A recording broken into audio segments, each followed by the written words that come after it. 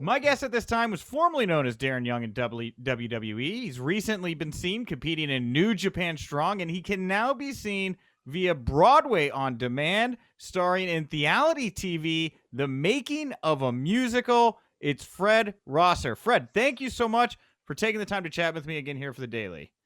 Yeah, I think I told you the last time we spoke. I don't like the word former. You know Oh, what I mean? sorry. I apologize, Fred. I get told so many things and I screw up like all things all the uh, time. No, you're right. Sorry. WWE. no. I say veteran because I beat my body up for many years since 2002. So I call myself a veteran. I was But yeah, the music. But what are you gonna say? I was gonna say just to be fair, I was trying to make it very clear that you are not Darren, you're Fred Rosser. I was doing it like I feel like a jerk now because you're right. No, You did no, tell me, no, no. you know. Man, I'm one of the nice wrestlers. Let me just get that across first and foremost. So I like to BS a little bit. It's all right. We're just BSing here. We're just having fun. Yeah. Right. So anyway, no, hmm dude, I'm so happy for you, Fred. Man, what a 2020 it's been. Like a lot of people, obviously, it's not easy. It's a pandemic, right? And like people are losing work. But dude, we've had the chance to talk several times this year, man. I feel like you've been as busy as ever here during the pandemic as you have been maybe at any other point you've been in your career right now. Yeah, just to knock on wood, I'm just truly blessed. The support of my family, first and foremost, is very important to me. And my family blessed me to do New Japan because, we have a full house here with the pandemic. So I don't want to bring any type of illness back home. That's the last thing I want to do. So having my family bless me with the New Japan Pro Wrestling experience. And before that, I did my first ever musical earlier this year. So yeah, it's been a great year for me, and I've done some little stuff in between. Some little roles here out in LA that I posted on my social media. I can't tell you about it off my head because I just do them and then move on to the next one. And I always complain about. I've done interviews where they said, "Oh, Darren Young says that he has CTE and stuff like that." I say I always use that as an excuse. Even if I'm on a date or something, and someone is like, "I told you that," I say, CTE, a lot of concussions, So I cry wolf, but I don't suffer from any CTE. Let me just make that clear. Oh, that's actually really good to hear. So you're feeling good. You've never had like any of the issues that a lot of the other guys. It seems like more from the previous generation, but I know it's obviously people have had their issues in your era as well. Yeah, definitely the previous generation. This is what you sign up for. This isn't ballet, as Jim Ross used to say. This ain't ballet. Mm-hmm. So injuries come with the territory. You just have to take care of your body. But I don't suffer. I'm sure I've had my fair share of concussions. I don't remember. Uh, but yeah, it comes with the territory, and that's what you sign up for. And you just have to take care of yourself. But for me, supplementing with CBD, THC, that's really benefited me over the years with WWE and now. Yeah, for sure, man. Well, let's get to what you're doing here right now. You say it's not ballet, but you're certainly into the stagecraft now these days, Fred. So it's not ballet; it's musical theater. It's different. I know the difference between Yes. the forms. So Theality TV. Explain to everybody out there that hasn't had a chance to read the press release or check anything out about this. What exactly is the concept of Theality TV, the making of a musical? Well, when I was offered this role, probably November, December of 2019, I was 36 at the time. If I was 26, I wouldn't have signed on to this role because at the time, 26, I wasn't out. I would have said, "Oh, that's for gay people. Oh, that's when in all actuality, I was living a lie myself." So at 36, one of the biggest inspirations, and I say it in all interviews I do moving forward, the biggest inspiration for me doing the musical was actually Chris Jericho. And Cool. he had his deal with Dancing with the Stars. And I said to myself, man, this musical theater sounds kind of cool. It's something that I would never, ever do. But, Chris Jericho, he's doing everything. He's got his rock band. He's done Dancing with the Stars. Like, man, if he can do something like that, then let me be the first WWE veteran, New Japan Pro Wrestling superstar, to dive headfirst into this off-Broadway musical, which is about marriage equality, Yeah. based out of Fire Island, Little House on the Ferry. And I had the second lead. So much to remember, so much. The script alone was overwhelming. So when I was given the script in December, dealing with the director, I couldn't stand him at the time. I wanted to really like put the elbow right in the back of his chin. And fast forward to when I did the musical, and I worked with the director Rob every day leading up into this musical and flying out to New York. And I got all my lines. I got my lines down. I got the singing down. I got the dancing down. But capturing it with the reality part was like something that you got to tune into, because watching it back is just so funny and so real too, because Yeah. I was the first one there and the last one to leave when I was on set, because I wanted to get it right. Yeah, man, and it's funny you say, because like there's a lot of characters involved in this thing. Hmm. Rob is certainly a character, Yeah, and yeah. I told you before we started this recording briefly, like I'm a huge Christopher Guest fan. And if you ever seen Waiting for Guffman, it's like it has that same kind of light, fun realness to it because it's like about a stage show. But the only difference is like these aren't people playing characters; these are actually you all like working through this and putting together a real stage show and everything. And it's a very interesting process to get to capture, you know? Yeah, and everyone had experience, and I was that fish out of water store. The way Rob's vision was pure genius, especially watching it back now, involving my mom, who was just off the hook, and me being the fish out of water story, WWE veteran being thrown into this musical. I had no experience, but my work ethic really spoke for itself, because again, I was first one there, last one to leave. Even right before the pandemic hit, man, I was traveling back and forth to New York City on the train.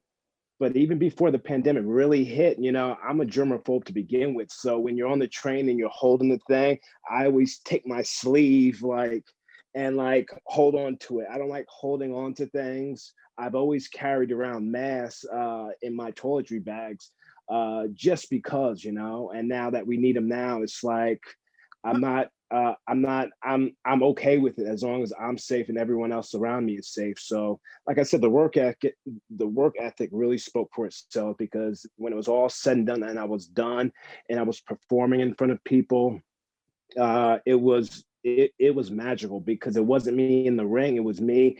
You'll have to check one of the episodes. I forget which one it was, but I have a solo where I'm by myself and I'm talking, Yeah. and it was one of the awesome moments of my career, really, in performing, because once I was done with my solo in Little House on the Ferry, I got off the stage and I was crying my eyes out, man. And like I had a couple scenes that I had to get back out on stage, but after I was done with my solo, I was crying my eyes out. And I went up to the girls that were part of my routine, and then I was like, look at me, I'm crying my eyes out. And the girls that were a part of my routine said, well, this is why we do this, and they all had experience and they love doing musical theater. And that's why they do it, because of the reaction from the people. I had no experience, but for me to get a reaction throughout my solo was like, man, this is pretty awesome. I've got the people invested, so it's like everything I've learned from WWE performing, I just again brought that work ethic with me. And so when you get to put yourself in this space, Fred, like, do you take the experience, like, because you obviously this is a very different world, and it's not totally different, right? It's still entertainment, but it's different, right? You're learning to do Yeah. different things and move and act in different ways. Do you take anything from that experience? You say, man, I'm going to try to do my wrestling a little different now because of things I'm learning from this other area. Was there any kind of revelations kind of coming out of that for you when it came to your pro wrestling work? Well, one thing I learned from Vince McMahon when he would do promo class years ago, and it's still in my head, is a few things. One, keep your hands up. That's one rule from Vince McMahon. Second rule is never be afraid to make a fool of yourself. He would always say that in promo class, Yeah. So um, years ago, I would do wrestling interviews like this to try to, deepen my voice and all that stuff to sound more masculine. Now I can just be myself. If I need Yeah. to, if I need to do a role, which I was doing in the musical, I did it to the best of my ability and made it as entertaining as possible.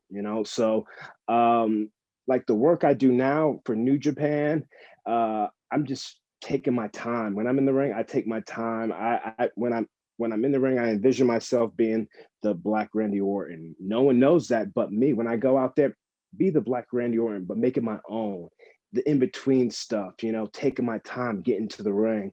Randy Orton's a big inspiration of mine, and a lot of stuff that I've learned in wrestling in general, I just brought that to the stage and just, again, made it my own and wasn't afraid to be soft and wasn't afraid to make a fool of myself and wasn't afraid to be tough on stage. I brought it all in the musical, and you'll definitely see it once you check it out, which is free all month long, December. I don't know when you're going to drop this episode, but like all month long, it's free. So definitely binge watch it and watch me act like a fool. Yeah, for sure, man. First of all, real quickly, what's with the hands thing? Like, you just want your hands in the camera? Like, what's it with the hands up thing? Oh, well, one of the Vince McMahon just rules that I remember is that keep your hands up when you're in the ring. Oh, If in like the you're, ring. Oh, yeah, I okay. was just rambling off different Vince McMahon Got it. Got it. sayings that like really stuck in my head, and that was one of them. One of them is keep your hands up. It's Oh, okay. you're getting if you're getting struck, just protect yourself. I thought you were saying Uh, he told you to keep your hands up when you were doing interviews, and I was like, what a weird request. Never mind. This makes total sense. I misinterpreted yeah, that completely. no, like me, I always go on. I go off track, and you got to bring me back on track. But those are just some Vince McMahon, not rules, but sayings that I still have embedded in my head. Gotcha. Well, with the musical theater stuff, so I think it's cool that Jericho inspired you because he is a guy that has been able to cross. He did Whose Line Is It Anyway, and at that point, I was like, well, you don't get to do. You've climbed the ladder as high as you can get at that point.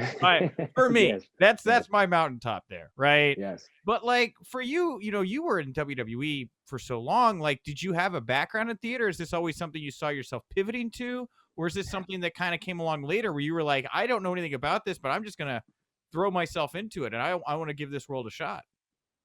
Uh, you know, I was with WWE 2009 to 2017. Nothing lasts forever. And, once I moved on, again, you got to grind it out. You got to hustle. And I was wrestling here and there, doing more quality over quantity. Again, in my head, no one knows about. I want to have that mystique.